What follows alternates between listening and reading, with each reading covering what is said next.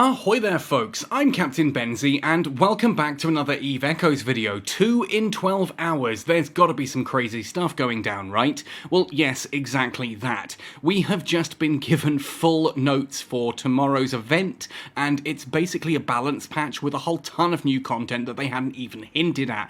Why we can't get given this stuff ahead of time, especially when we have a non-disclosure agreement that we've signed, I don't know. It's a constant source of irritation and frustration for me, especially since currently I'm out at Masuna fishing camp in the middle of the Zimbabwean bush, meaning I have very little internet signal. In fact, it's been god awful for the past couple of days in that we get about 5 minutes of signal followed by an hour of nothing, and it just keeps coming and going like that.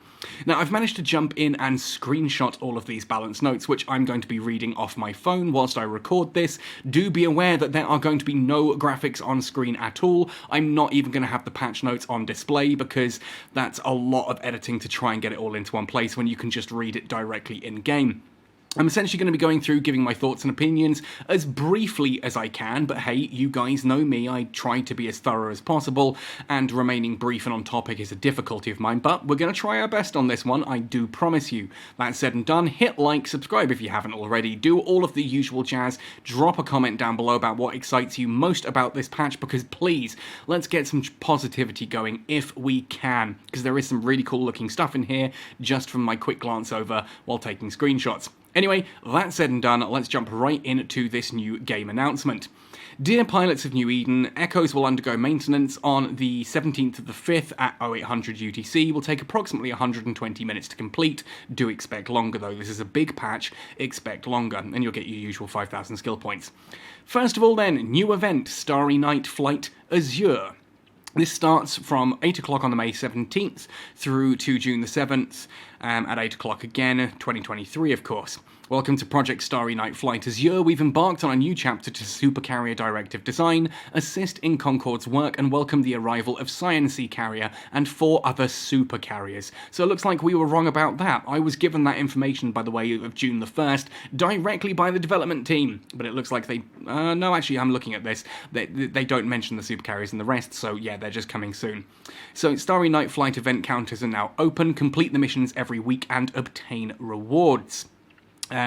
In with this as well, the missions that you'll be completing to obtain Special Faction Cruiser Opt Box, unlock the manual to obtain Standard Implant Opt Supply, Special Battleship Opt Box, and other great rewards. So it looks like both the Special Faction Cruisers and the Special Battleships, that's the 4 new Faction Cruisers and the 4 Navy Battleships, are going to be in Opt Boxes as part of the event. Isn't that awesome? They better be available in another way, that's all I say.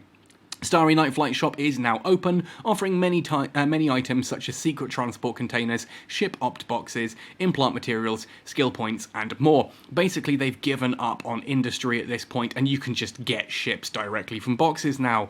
Awesome. Right, let's have a look at that Scion C carrier then. This is the one that can go into high-sec. The very first directive design by Capsuleers and Concorde Aerospace, Scion C has completed its maiden voyage. Scion C has obtained special permission from Concorde for operation in the high-sec area. After incorporating the design proposals from Capsuleers, Scion C will feature the following characteristics. So first of all, high-sec carrier. Yeah, because we needed more ISK flooding into the game, right, from people ratting AFK with the new AI nanocore. Yeah, it's all about that ramp up. It's all about how you can just entice more people to pay money into the game. Let's have a look. Multi-weapon combat system. Capable of deploying both fighters and capital weapons in combat at the same time. If you were worried that this might not be more powerful than the other carriers that you've already spent out on, yeah, there you go. It's carrier and dreadnought rolled into one. So, the capital weapon puts a burden on the carrier's combat system, causing a slight decrease in its rate of fire. Oh wow. Modified warp drive, improvement to its warp speed, because you can't have all those high-sec whales wanting to, run AFK activities with them actually having to, do the typical carrier align and warp time. No, it's going to be faster. Shield defense. Employing the shield defense system, improving the effect of its shield resistance and shield repair modules. Yeah, so we've got some little modes there. It looks like it can activate. Oh, it's better there. It's got better shields than the others, and thus gets an improved effect to its shield resistance and shield repair modes. How to obtain? Capsuleers can use ship blueprints and data materials to reverse engineer the blueprint for Scion C. They may then build the carrier, with the required components detailed in the blueprint. Participate in the limited time event, Starry Night Flight Azure, and you will have a chance to obtain the carrier and its blueprint directly. I guess I should be thankful that at least you can still make them outside of the event, but at the same token, I do think that all of this stuff should just be in industry. Don't put it in boxes and that as well, because that's just eating into industry. But hey, I suppose at least it's limited, right? In inverted commas. Okay, there's a lot to hate about this carrier. The fact that it's high-sec enabled, the fact that it's just going to outclass the other 4 carriers already. Yeah, there's a lot to hate and it's going to continue, but I'm going to try and be as fair as possible. Anyway, Carrier Command Enhanced Module. Capsuleers expressed differing opinions regarding the choice of the command system in the directive design, so we're releasing 2 types of carrier command modules to enhance the combat capabilities of Scion C. First of all, a centralized command carrier command enhanced module. A mid-slot module that increases the carrier's shield and armor resistance, enhances the effect of shield command bursts, improves the carrier's mobility and velocity, and enhances the damage of its fighters. Basically, this is the AFK high-sec ratting core. Decentralized command, a mid-slot module increases shield and armor resistance, enhances the effect of skirmish command burst, improves the fighter's velocity and damage, and slightly improves the velocity of the carrier. That's the nullsec PvP one. So almost everyone who is building this pretty much is going to be going for the centralized command enhanced module. Again, do I think it needs all of this? No, I don't. I think if you're going to make it, give it a niche. Give it a niche. I miss EVE Online and its ways of having every ship be good at something while no ship is good at everything. Whereas here we've got a ship where it's like, oh, we understand that, you know, you guys are going to want this ship, so we're going to make it attractive for literally everyone. And it sounds really kind of them until you realise that that's basically the way of monetizing it, right? To get as many people as possible into it, to get as many people buying all of these lucky box attempts and that to try and get the ship straight out of a box without having to buy it in game and pay an actual industrialist to, you know, construct it. So how do we obtain these command modules? So participate in the event Starry Night Flight for a chance to obtain enhanced module blueprints. Use the blueprint from industrial manufacture. The blueprint will be added to the Concord store when the Concord Pass updates. Again, no way to make these in-game, you just get them through Concord points or through the event. Spending all of that money, yo! Oh boy. Let's move on then. Navy faction battleships. As the battleship upgrade technology matures, the 4 empires are starting to extend this advanced technology to smaller tonnage ships. Smaller tonnage ships? Oh, we really referring to battleships as smaller tonnage now. What the hell is going through NetEase's brains at this point? As the backbone of an empire's military, striker battleships will be the first to receive technological upgrades. Oh god, please tell me that they're not actually just upgrading the strikers. Because, let's read. These Navy-issue battleships are upgraded versions of their predecessor, with a specific focus on improving the fire control system. This modification provides significantly improved weapon power and moderately enhanced sensor strength and locking speed. Meanwhile, it also retains the formidable siege mode, there it is, of the strikers and takes the concept of long-range heavy firepower to the extreme. Yeah, I was kinda hoping that these would be Tech 10 versions of the Tech 9 battleships. No, they are direct upgrades over the 4 strikers already, because of course they are. They know that everyone's already packed out in like an Apocalypse Striker and sitting in Claralam AFK rat farming with the AI nanocore. They couldn't make it any worse than that or even slightly different to that. No, it's got to be a direct freaking upgrade, because of course it fucking has, because this is NetEase and their brain capacity is on par with that of an asteroid. So yeah, it's just it's a striker. It's a striker with better stats. That's all it is. That's all it is. As the new variant battleship was introduced into the Imperial Navy faction, its high degree of technological similarity allowed Navy issue to be compatible with the nanocore of the base battleships, which was some people's worries, and I suppose we should be thankful that everyone who's got a fully upgraded Apocalypse Striker core can at least use it on the Apocalypse Navy issue. Oh, the victories that we claim these days, it's freaking pathetic, isn't it? We're sitting there celebrating that the fully upgraded nanocore that you've used on another ship of the same type can be transferred. That's how low we have sunk here, people. However, oh boy, overloading the fire control system could result in a decrease in the reload system's efficiency, leading to increased cooldown times for the primary weapon. So, does this have some kind of... I don't know, does this have some kind of... I don't know, does that... I'm sitting here and my brain's running through the possibilities here. Does this mean this has an activatable mode in addition to siege mode? Or just if it fires for too long, it gets increased cooldown? I don't get this. This makes no sense here.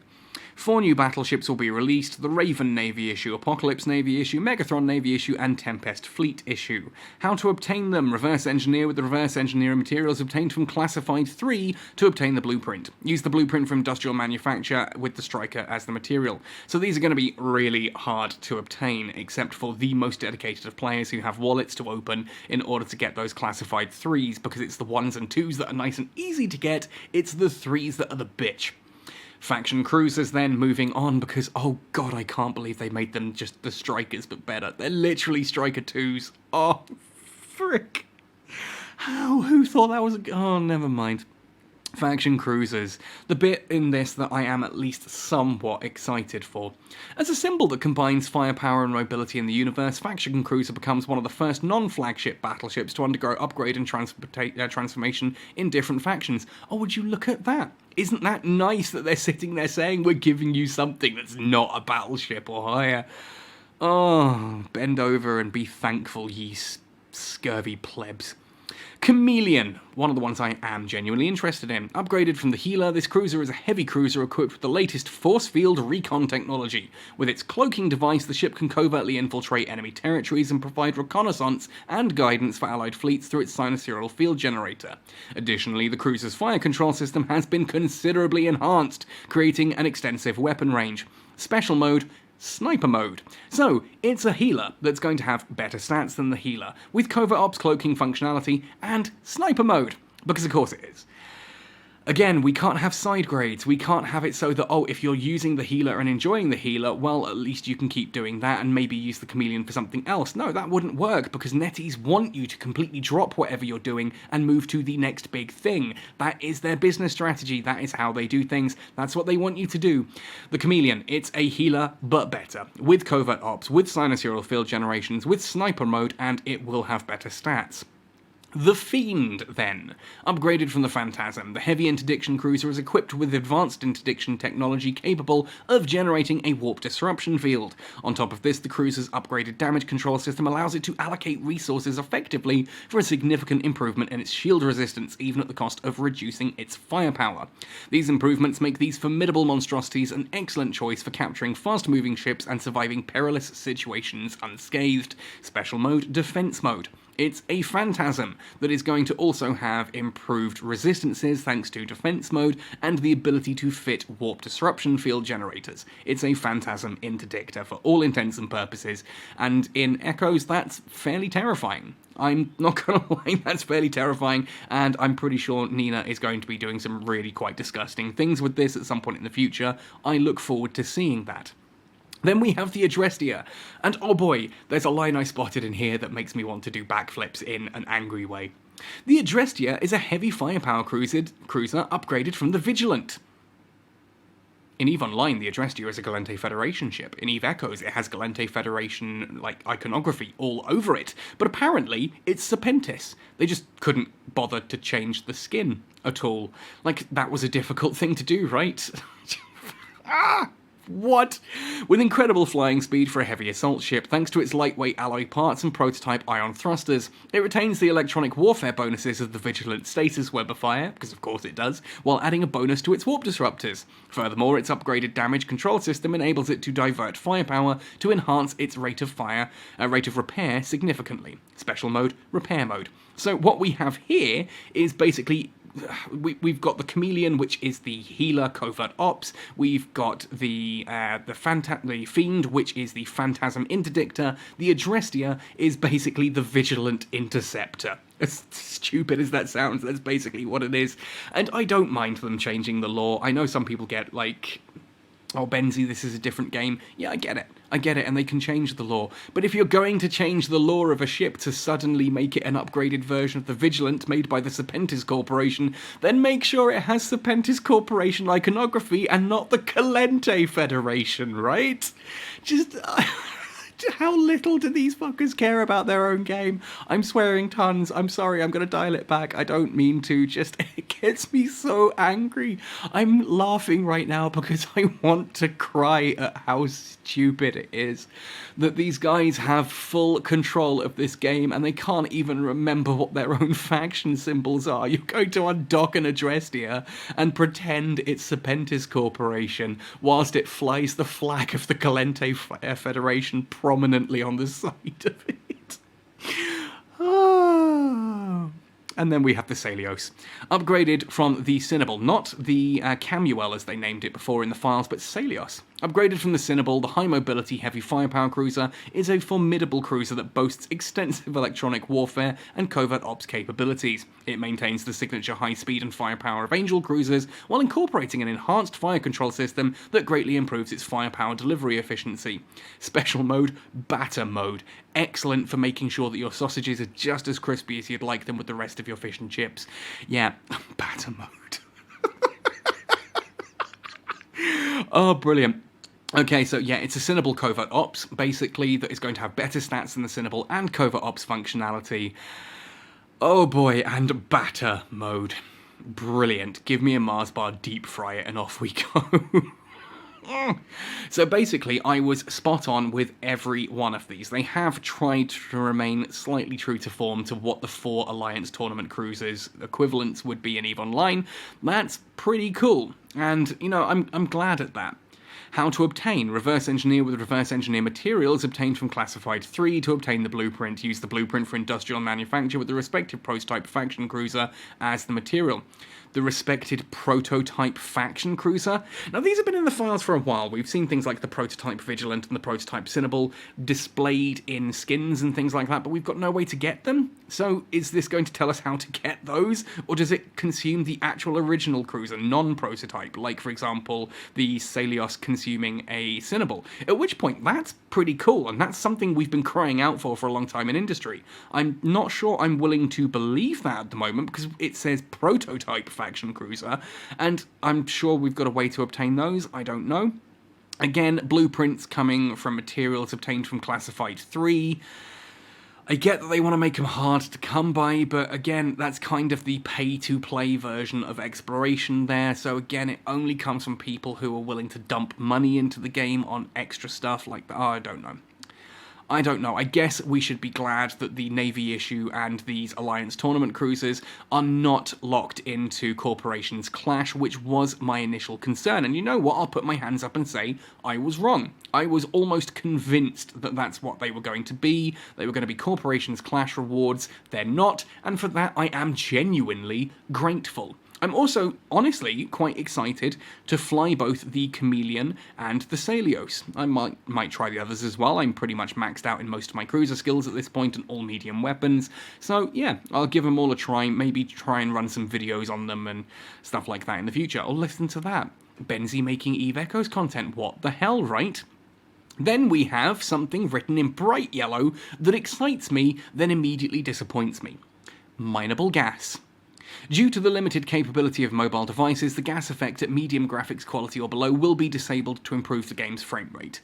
Fair enough. Okay, mineable gas. This should be really exciting. Gas huffing is one of my favourite things to do in EVE Online. I love it to pieces. If you don't know what it's about, search gas huffing on this channel and I'll show you a video of me flying a prospect, which is like a venture covert ops, and having great fun gas huffing in that. I've got a video coming out in the next week or so that is using a venture for gas huffing in EVE Online, so it's something I really enjoy. But let's see how they've butchered it.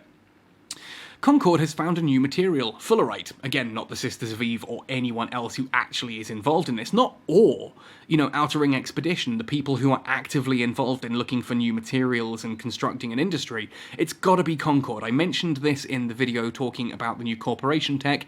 It's basically Echo's favourite, NetEase's favourite faction. It's the only one that they actually ever really name drop, except for occasionally the Anjung, but there we go. Concord has found a new material, fullerite, from the gas clouds orbiting asteroid belts in its latest research project. Fullerite is the solid-state manifestation of fullerene molecules and can be found naturally occurring within interstellar gas clouds. Fullerene-based technology has applications in electronics, propulsion and engineering, as well as the construction of ultra-hard metal alloys and heat-resistant weapon systems. Glad to see they got their science right, at least. We then have fullerite C50 being one of them. Available asteroid belts in 0.4 down to -1.0 security status solar systems, and can be mined with mining lasers, strip miners, or mining drones. Are we getting gas scoops or gas harvesters or anything like that? Something new and exciting? No, it's the same ship. You can take out a standard fit Venture, Prospect, Coveter, whatever. Take out your Rorqual or your Orca. You don't need to change anything. You can get all the asteroids and the gas at the same time. It is the least effort way of adding gas into the game ever, and it's freaking awful. Fullerite C60 available at asteroid belts 0.4 to -1, again, so basically low sec and null sec, can be mined with mining laser, strip miner, or mining drone. So yeah, there is no need to get any new equipment here, no need to change your ship fits, no need to have a different ship for different purposes. No, you can still just undock your Coveter 2, fly out to the exact same asteroid belts that you've been flying to currently, you just now get to lock onto something different. Isn't that exciting? Isn't that such an exciting way of implementing gas harvesting? One of the coolest and most interesting parts of industrial harvesting in EVE Online just got turned into literally the exact same freaking thing we've been doing for 3 years. Congratulations, NetEase, you ruined gas huffing. Polymers, PPD fullerene fibers. This intricate filling structure material paves the way for more advanced starship construction with its unparalleled strength-to-mass ratio. Advanced starships, protective devices, and maintenance equipment will require a significant amount of fullerene fiber to manufacture. How to obtain? It can be industrially manufactured after obtaining its blueprint from the market. So you just buy the blueprint. You don't even get to reverse engineer this, they just sell that shit on the market. Cool, fine, whatever. I wanted to be excited when I saw gas huffing and mineable gas, but it's just awful. That is genuinely just awful. Like, I can sit there and say, at least we have gas, but it means nothing. It literally means nothing. It does nothing new for industrialists. They've just added a new type of asteroid that has a different graphic. That's it. It's not new sites, it's not new gameplay, it's not new modules, it's not new ships or fits or anything. It's just it's a gaseous asteroid. How? How did they ruin gas harvesting? But there we go. Whatever. And I was kind of hoping we'd see straight under that the Venture, at least, would be getting bonuses to harvesting those gases. That would be cool. It'd be a reason to undock the Venture 4. There's still no reason to undock the Venture 4. Congratulations, NetEase, you still haven't fixed the basic problems that would have been easily fixable. In fact, if you read the Venture's description, I'm not sure if it's the Venture or the Venture 4, it actually mentions that it is an advanced platform for gas harvesting. But apparently, again, NetEase don't read their own writing, right? Because it's not Concord. It's an ore ship. Of course, it's an ore ship. They wouldn't understand it. They only know Concord. Experiment data. Ship upgrade experiment data. Oh boy.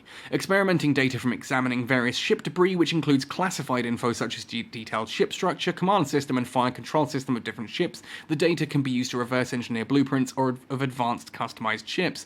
How to obtain? Obtained from classified 3. These are the blueprints that they're talking about, I think, the materials that they're talking about for the new advanced ships, the battleships and the cruisers. Again, only in classified 3s.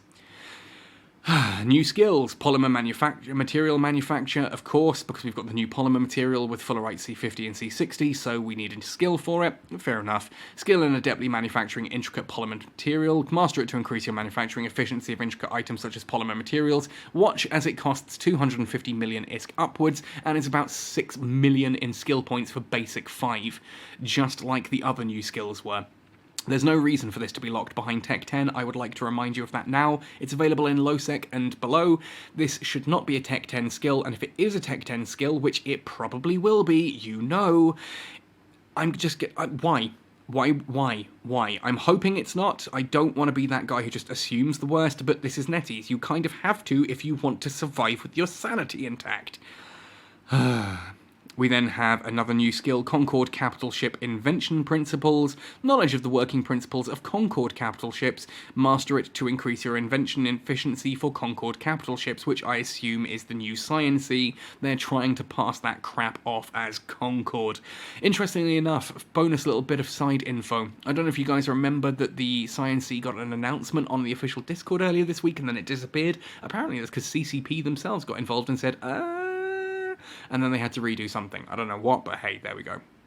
So, with all of this comes a new nanocore, because of course it does. Special Faction Cruiser Trailblazer Nanocore Opt boxes added to the Concord Pass shop, which includes Trailblazer Nanocore, compatible with the 4 new faction cruisers. Cool, so you get a core on day 1, added to the Concord Pass shop this weekend, and off you go, enjoy. Cool.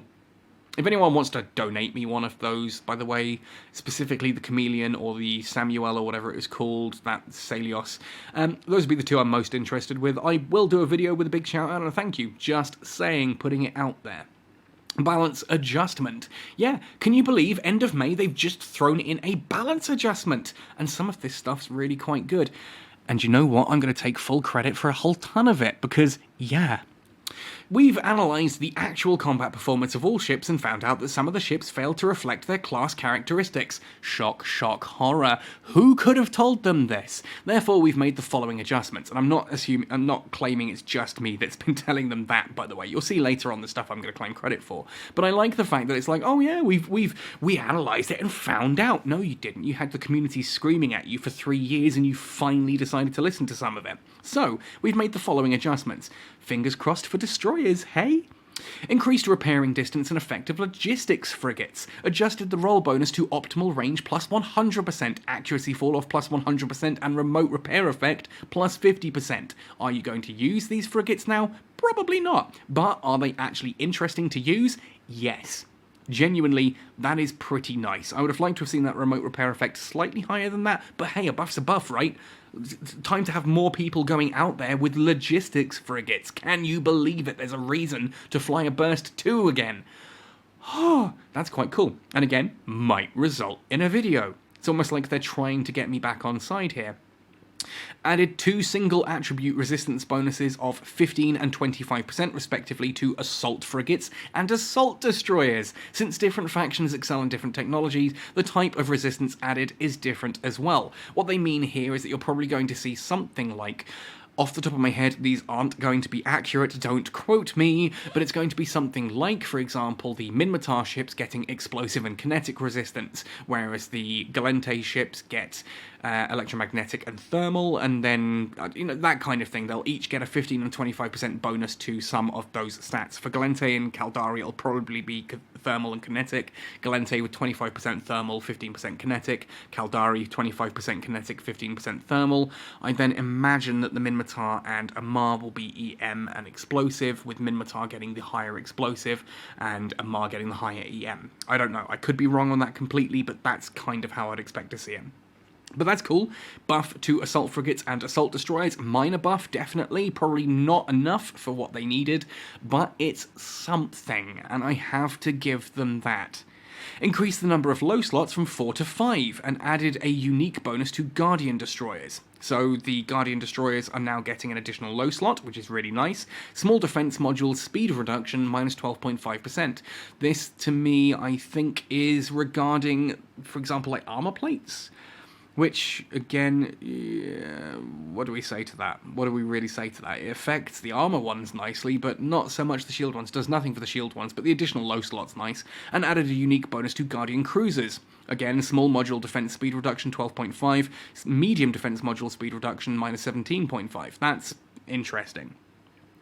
Increased the drone velocity bonus for destroyers using drones from 12.5 to 25%. That is huge. That is exactly the change that we should have done to drones. Remember Uncle Benzie telling everyone that the drones did not need these ridiculous speed buffs, that instead it needed to be the destroyer hulls that used them that got the speed buffs. It seems Netties finally freaking agree. Like, how many times do I have to go to these guys with full numbers and everything and explain your dumb idea is not... It's going to fix the problem, but it's going to cause other ones. Here's how you could have fixed it and just fixed it, not breaking other things. But there we go. I take full freaking credit for this one because I ran so many numbers past Cloud and Melos and others here going, this needs to happen. It shouldn't be a buff to all the drones. It should just be to the destroyers. Looks like they're not about to take the drones back, though, so they're just going to be ridiculous on the Algos and Dragoon now.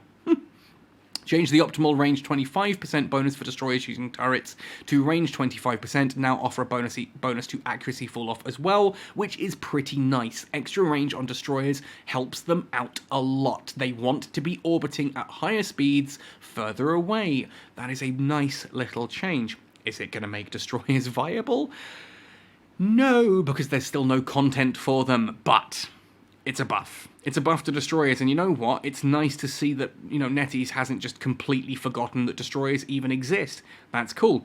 And a new effect to sniper mode, drone velocity plus 25%. Sniper mode on drone ships is still god-awful, but now there's an actual reason to use it, which is cool. Cool, I have to give them credit for that. That's nice. Good. More of that. To enhance the characteristics of the ships and optimize the experience for new Capsuleers, we've adjusted the bonuses to the following ships. Removed the tech level requirement for the Noctis and the Noctis 2. Thank you. Thank you. Can we just remove the tech level requirements completely? But yeah, get rid of those. Get rid of those, and having people able to actually, use those early on, pretty cool. Reduced the tech level requirement for the Retriever and 3 other mining barges by 1.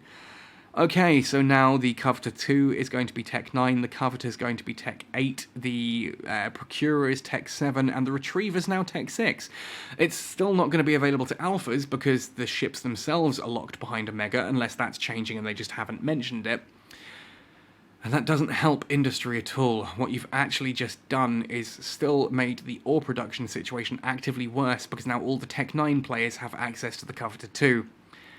Like, look, okay, at least it means Tech 6 players can start using barges, and I'm assuming they are probably going to change this to Alpha. If not, I'm going to be laughing so hard if the Retriever is Tech 6 and still locked to Omega. But there we go, at least you can use it early on, I guess. Doesn't help anything at all it's doing there is just giving a bit of a difference between the Coveter 2 and the Orca, because people look at the fact that, Netties say that anything bigger is better, therefore the Coveter 2 should be a lot worse than the Orca, whereas it's only slightly worse than the Orca, so now they're dropping it down a tech level as well in order to justify the ridiculous buffs they recently put on the Orca. There we go. Removed the energy neutralizer bonus of the Algos and its variants, and increased their drone EHP from 5% to 10%. Can't complain about that, it's an interesting change. The energy neutralizer bonus was always a bit weird on an Algos in Eve Echoes, in my opinion. It never really did much, especially since, I just kicked a box, especially since there was very little, actual range bonus to that. When it's a small energy neutralizer, it just didn't actually add anything meaningful to it, whereas now that drone EHP going from 5% to 10% means rather than 25% bonus, it's a 50% bonus. That's pretty big. Removed the energy Nosferatu bonus of Corax and its variants and increased their small missile torpedo explosion velocity from 10 to 15%. That is a very nice change. Again, got rid of a useless skill and actually gave them a nice one. I would have liked to have seen a little bit of damage rather than just explosion velocity, but explosion velocity is still good. It's still good. I'm happy with that. Added a new bonus for the Blackbird, Scorpion, and their variants. Sensor strength plus 5% per level, and yeah, okay, cool. Cool, sensor strength is a fairly new thing in Echoes. It makes sense that the Blackbird and the Scorpion have the advantages to that. They're supposed to be E-warships that are doing that whole ECM thing. It does still irk me that you need an implant to be using ECM, but there we go. We take the victories where we can get them, right? Lord, I'm losing my voice and we're 33 minutes into this. Increase the optimal range of the Naga 3 from 5% to 10%, increase the tracking speed of the Talos from 5% to 7.5%, and increase the drone defense of Myrmidon and its variants from 5 to 10%. Good. All nice changes. The Naga had a little bit shorter range than perhaps it should have done as something using large railguns. Sad that it's only the Naga 3 getting that bonus. The tracking speed on the Talos, again, sad it's only the 3, but it's definitely something that it needed. And increasing the drone defense of the Myrmidon and all its variants from 5 to 10% is a good change. It gives you an actual reason to use the Myrmidon over the Prophecy, which I can only say is a good thing. Then we come to Showdown mode. Showdown mode, of course, here we're talking about Dreadnoughts. Yay. To add flexibility to the Showdown mode and minimise the core case of 2 minutes weapon cooldown downtime due to a button misclick, oh boy, we've redesigned the effective capital ship Showdown mode because heaven forbid that those poor capital pilots make a mistake and have to pay for it. Removed the missile activation time minus 80% bonus from Showdown mode and reduced the base activation of 3 capital missiles by 80%. So yeah, basically it's just now assuming that you're in Showdown mode all the time for your missiles, rather than you accidentally pressing the button. Cool? Wow, what a meaningful change. Adjusted both the turret and missile damage bonus to plus 300% in the Showdown mode. We've increased the capital turret damage to 210% and reduced the capital missile damage to 50% accordingly to keep the firepower consistent with pre-adjustment level.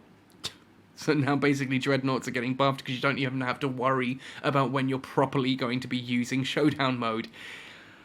As an example, here are the details. Capital cruise missiles before and after the adjustment. Activation time 120 seconds down to 24 seconds. Damage to 2,808 times 4 to 1,404 times 4. Normal DPS 93.6 to 234. Showdown mode DPS 936 to 936. Considering, yeah, it just means you're not penalised for accidentally going into Showdown mode anymore, but you still want to be there. Heaven forbid that people make mistakes while playing the game and actually have to, pay for that. But there we go. I don't know. Let's have a look. Moving onwards then, because Dreadnoughts. Scan. We've discovered that it's possible to be unable to locate any relic sites for an extended period of time while scanning, so the reward for the persistent effort was too little. To address this, we've made the following optimization. What?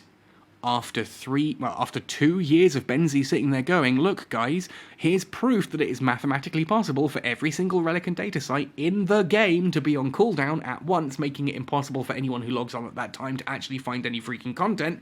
How about we change this? And oh no, it's fine, oh no, it's fine, oh no, it's fine. Finally, we've discovered that it's possible. NetEase have discovered. It's not me putting the mathematics under their nose repeatedly and sort of just grabbing their ears while slamming the piece of paper in front of them like, dun, dun, dun, dun, dun, dun, hello, look at this, do you not see a problem here, do you not see a problem? They finally discovered. Nothing to do with your old pal Benzie here, definitely nothing to do with me at all. I should have had a freaking mention in these patch notes at this point.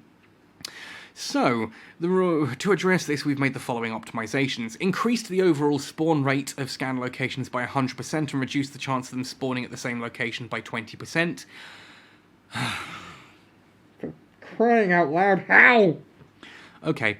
Added some expert skill chip blueprints to the loot crates from level 4 and level 5 data sites. Cool, so we've got some extra loot in the data sites, which is kind of nice. Not the relic sites, just the data sites, apparently. It could be in both, and they just worded it poorly.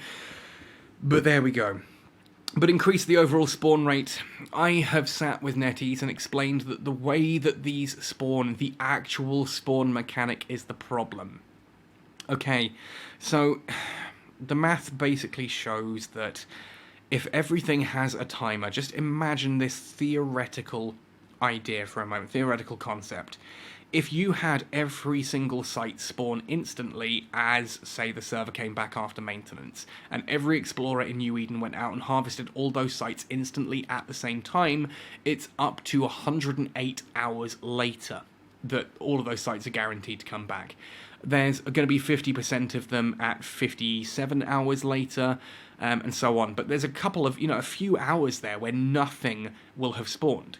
There's multiple hours where it's still likely that nothing has spawned, and so anyone else who logs on after those guys is completely screwed for content, theoretically for 2 to 4 days after. And that's just kind of assuming that they spawn in the right locations. There could be areas of space that theoretically do not spawn in anything until the end of that 108-hour timer. Like, yeah, cool. So they increase the spawn rate by 100%. That now means it goes from 108 hours possible to 57 hours. There is still a period of time where it is possible that there are no sites available in the game. The entire mechanic should have been changed. EVE Online, as a concept, EVE Online does this with all of their sites. When you complete a site of any type, relic site, data site, combat site, once that site disappears, it spawns somewhere else in the same constellation about 2 minutes later. This guarantees that the content is always available. But you can't just farm it in one site by having it instantly respawn there. You still instantly respawn, so the content still exists on the server. It's not mathematically possible to have nothing on the server. But you have it so it spawns spread out, so that you can't just farm it endlessly. Netties apparently still don't get this. That's better. It's better. Like, look, halving the respawn time is a good thing. But it doesn't fix the problem, it just makes the problem less severe. The problem is still there. But I suppose that's a good thing. I'm looking forward to logging in and going exploring. I will give it a serious try and let you all know how I get on. Mining reduced the maximum number of asteroid belts that may exist at a time by 20% and increased the ore reserve of each asteroid belt by 25% to reduce the downtime for capsuleers when mining. Oh, I got so excited at the start there, it looked like they were actually going to put some kind of cap on mining, but no, it's a reduction with a bigger buff to it. Oh boy, so okay, yeah, there's going to be 20% fewer sites, but each site contains 25% more ore, which means there is now more possible ore in the game. How are you this stupid? How do you listen to myself and Nina and everyone else, hundreds of us sitting there pointing all of this out to you, talking about how this was, how this decision was made by CCP for EVE Online, why they made that decision, and explaining it over and over again in brightly coloured crayon, and they still don't get it. Oh my god. Oh, move on before I just... Oh. Moving on, warp feature. To improve the experience of capsuleers with autopiloting and lower security start systems, because yeah, we needed to improve autopilot, didn't we? And waiting at the Stargate, we've made the following optimizations to the warp feature. After a successful start of warping, firing weapons will no longer deal damage to enemies. After being interrupted in the warp preparation state, the capacitors occupied when locking onto the warp target will be refunded. They've made gate camping harder. They've actually made gate camping harder. No, I'm not talking about interdiction spheres because it's low sec. In fact, it's not low sec. It's not low sec at all. No, that's crap. It doesn't mention the security status at all, other than the little bit of blurb at the beginning. They've actually made gate camping harder. They've actually made gate camping harder. Oh my goodness. Because, yeah, more ships surviving in nullsec was definitely what we needed, right? Fuck. What are you doing, Netties? Corporation tech. Okay, this next section here I'm going to skip over because this is what the other video was on. If you haven't watched the video on the corporation tech announcement, it's on the channel. It's literally the video that launched before this one, so you can find that nice and easily. Just search for corporation tech Captain Benzie, it'll be right there. I'm just going to skip through this because it's all the same thing. We then, however, come to Corporation Citadel. So in that video where I talked about corporation, they mentioned corporation citadels, and I'm like, well, it's either a corporation outposts. We now have changes to corporation citadels, is what I'm trying to get at here. After engaging with the new enemy, this this imaginary war going on, Concord has made available the upgrade feature of the corporation citadel in addition to the authorization to corporation tech in an attempt to further improve the combat readiness of New Eden. Capsuleers can upgrade the corporation outpost 3 to more powerful corporation citadel 1. But it's already called a corporation citadel. I think that's Keepstar. That they're talking about there. They've just completely bungled the naming, because of course they have. Gaining massive defensive power and a great increase in power output. Yeah, that's Keepstar. It's a robust power management system to support its daily production and livelihood with an enormous shipyard that allows for the assembling of massive super battleships. It's a keepstar. It's literally the keepstar, and as Nina pointed out to me earlier, this is literally what they did with capitals. There was no need to have capitals in the game, so they quickly buffed all of the stations, and then went, well, look at how much defense all the stations have now. You need dreadnoughts. It's self-fulfilling. This is literally, hey look, we're suddenly going to make all of the stations keep stars, so now you need Titans, right? And so every idiot that upgrades to Titans and super carriers feels like they've got a little something to do for the next 4 months while Netties finally get their acts together and starts cranking out dormant realms for super capitals, because you know it's coming. Due to its enormous size and the relatively small size of Corporation Outpost's core structure, the upgrade to Corporation Citadel takes longer to complete. Please note that the Corporation Citadel cannot be downgraded after upgrading from a Corporation Outpost due to technological limitations and the high difficulty involved. They're going to call it Corporation Outpost, but they're already called Corporation Citadels and Capsuleer Outposts. Just apparently no one at NetEase proofreads anything, and they're all monkeys with typewriters at this point in time. So, that's a Keepstar. That is Keepstars confirmed. Enemies in the region, exploration, combat are extremely powerful. Wait, what? Yeah, Corporation Outpost due to technical limitations. Enemies in the region, exploration, combat are extremely powerful. What a great sentence that is. After collecting a good amount of combat data, the development of super battleships has entered its final stage. Once complete, they'll be released to the public to enhance the combat capabilities of all of New Eden. Titans, that's Titans. Super battleships, they're calling them. Titans, they're just called Titans. It's not a difficult word. Optimizations. We're about to round this out, and thank God, because at 45 minutes long, I'm getting ready with a rope to hang myself. Valuation updated based on the market transaction record. That's how you know this is authentic. Capsuleers can now share the location recorded in their report to the chat channels or set them as destinations. So, oh, this guy killed me, come and get him, guys, is now a thing. Heartbreaker encrypted safety coder is once more available in the underground market. Woohoo. Optimize the display effect of the industrial command core. Woohoo. Added a line to target function at the save location menu. That one's quite nice, actually. That's actually quite nice, being able to align yourself to a bookmark. Nice. Optimize the display effect on the drones button. Now shows the drones' remaining HP, similar to fighters. The remaining time for the day will now show on the smart nanocore interface. Good, because so many people were complaining about that and it was such a freaking obvious oversight. Society of Conscious Thought has upgraded the intelligent hub of the smart nanocore, enabling it to automatically warp the ship to a station or random star within the current system in case of insufficient amethyst core or insufficient remaining time for the day. Good. They finally figured out how to make their AI nanocore work only a month after its launch. Bug fixes: fixed an issue where drones may stop firing in combat, fixed an issue where a carrier may struggle to recover its drones when its velocity is too high, when a carrier may struggle to recover its drones. I'm assuming they mean when a drone ship, not an actual carrier. Fixed an issue where some shield and armor bonuses under the pass do not apply to capital ships. Oh no. Poor capitals, however they cope. Yeah, look, there's some nice stuff in here. It's still practically nothing. It's still very little of the crap that we're actually asking for. And even the stuff that we have asked for, they've somehow still managed to bungle. Talking about gas mining and talking about the exploration changes. It could have been so much worse, but it should have been better. It should have been better. They have had all of the answers, all of the cheat sheets handed to them at this point, and they are still insistent on trying to figure this out for themselves. At this point, it's more infuriating than anything else. We are watching little children desperately trying to come to the right answer, making mistake after mistake after mistake, and we're sitting there going, look, it's right here. It's right here. What are you doing? It's right here.